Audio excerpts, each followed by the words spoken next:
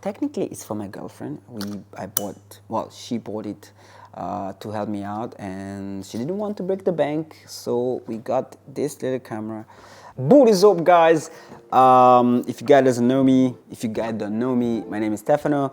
I live in the Seychelles Island, and I shoot about a little bit of everything apart from real estate and how can I say it? No, I'm just kidding.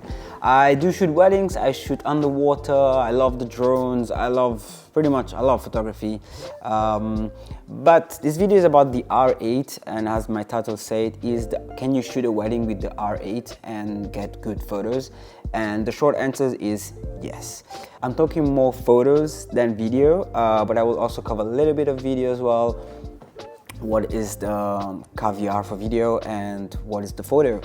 For photos, you can get amazing pictures. This is the picture that I took last week for a wedding, and I did have my R6 Mark II, I did have my R5, and while I was setting on my cameras, I said, why not actually shoot with the R8 instead of the R5? Because I always have the R6 Mark II and the R5 with me, and I said, no, let's shoot with the R8 and see if you can actually get amazing pictures with this camera. And the short answer is yes.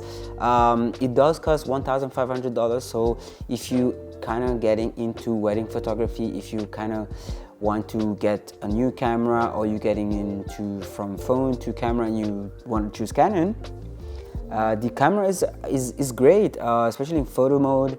It has a bit of differences compared to the R6 Mark II. The first thing is the R8 does shoot a little bit slower. I think you get between 8 frames per second in mechanical, and it's only first shutter curtains mechanical. It's not full mechanical, so that's also to think about it. But most of the time I don't shoot fully mechanical as well. It's let me check. How do you call this? You go here. 6/5. Where's the? Okay, it's electronic first curtain. So pretty much the first is the curtains, and then it's electronic shutter. It's a mix of both. In high-end cameras, you're gonna have full mechanical, this option which is electronic first curtains, and then you have electronic itself, which you can do 40 frames per second with this camera. It shoots crazy fast. The only difference as well, you're gonna get a 12-bit file RAW instead of a 14-bit file RAW when you shoot first electronic shutter or fully mechanical. And you're not gonna have when you shoot super fast, the readout of the image, it's not instant, it goes from top to bottom, so you might have some jiggers if there's something really fast. But as a wedding, you won't ever get that unless, I don't know, they pop in a champagne and the cork of the bottle is flying up. Maybe in that scenario you're gonna have some distortion, like it's gonna look weird a little bit, like it's not gonna be straight line. But apart from that, it has to be something really, really fast. So it shoots a little bit slower when you are in the first electronic shutter mode with the curtains. Apart from that, nothing else, man. Oh yeah, I will tell you, the screen, the LCD screen that you look at your photos, it's shit. Coming from the R5 and the R6 Mark II, and believe it or not, Canon doesn't make any TV, but Sony does. But Canon has the best monitor screen of camera that I've ever used. I've never used a Nikon, like the mirrorless, but I've used Sony. Sony makes TV, phones, they make screen, and they have the worst screen ever in their cameras. So with the R8, it's not super bad, but let's say you're shooting, like you have crazy highlights in your picture, like sunset or a white sky. It's not gonna be super nice to look at. It doesn't look great, but the picture will be great. But if you can look through your viewfinder right here, you have no problem. The viewfinder is quite better to look at when you put it like this and you look at your photos instead of looking at the LCD screen. the second thing that I can think of right now. And for me, I got amazing pictures, like with really good results. That was the two things. Like, it's a little bit slower than my R6 Mark II. Like, I can do 15, I think 20 frames per second in the R6 Mark II mechanical, and of course also 40.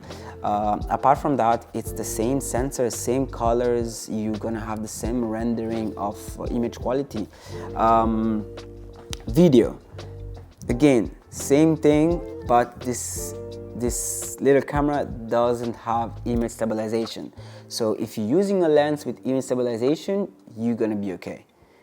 But if you're using like a 51.2 or 85 1.2, which they don't have image stabilization, even the new 35 1.8 or 1.4 doesn't have image stabilization. Those lenses, compared to this one, you would need to have some kind of gimbal with you to do video. It does overheat quite fast, much faster than the R6 Mark II, because it also overheat in 4K 60, but this can overheat in 4K 24. It can overheat quite fast. Like, honestly, that's what I don't use this camera for video too long. And the last thing is, it doesn't have a shutter curtain. So when you open the camera, it doesn't have a curtain to protect it. When you're changing filter, when you change a lens, it doesn't have anything to protect itself. So you need to be a little bit more careful. Smaller batteries as well. And this, I have a battery grip for the camera. You're gonna begin your journey, and you're only gonna have one SD card, which is actually here. It doesn't have dual card slots. But let me tell you something. I've been shooting 4 years in wedding career.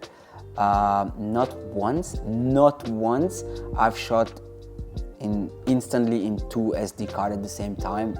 Never.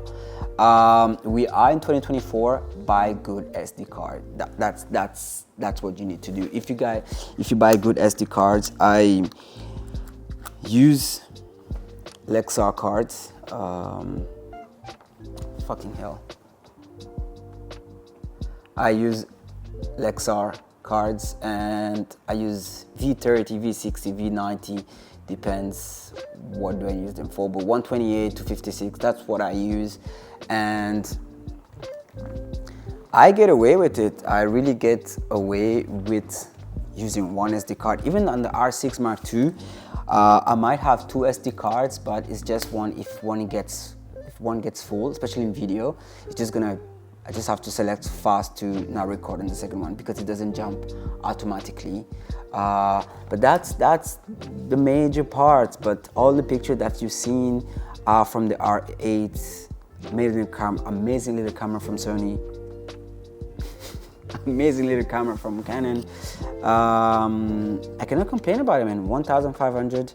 I should say, Canon doesn't really reuse their sensor too much compared to Sony.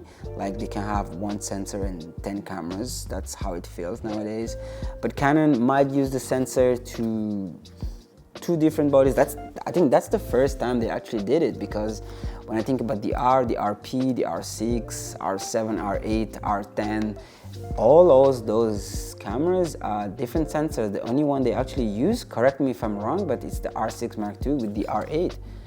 That's pretty much it. If I go to Sony, wow, the A7S III, they have it in 5 different cameras.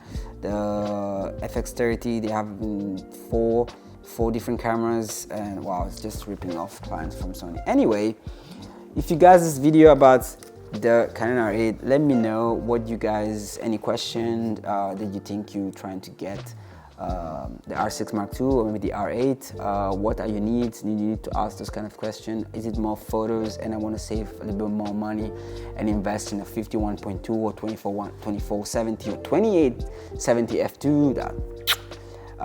You need to ask those questions to yourself. Or can you afford the R6 Mark II and a good lens and don't be broke? Like, you can take good picture no matter what gear you have, and then you can grow from a starting point. So don't think that you need to buy the best of the best to get somewhere. No, You obviously always want to have the best. I have this mentality that good gear do matter, but it doesn't mean that without good gear you cannot make a good job. Anyway, I'll see you guys in the next video. Oh, by the way, I do sell presets for drones. If you guys want to check my link in the description, I do sell drone preset. Wedding preset, I haven't done yet. I do have my own, but maybe I will put them for sale. But they're on my website. Anyway, cheers, bye.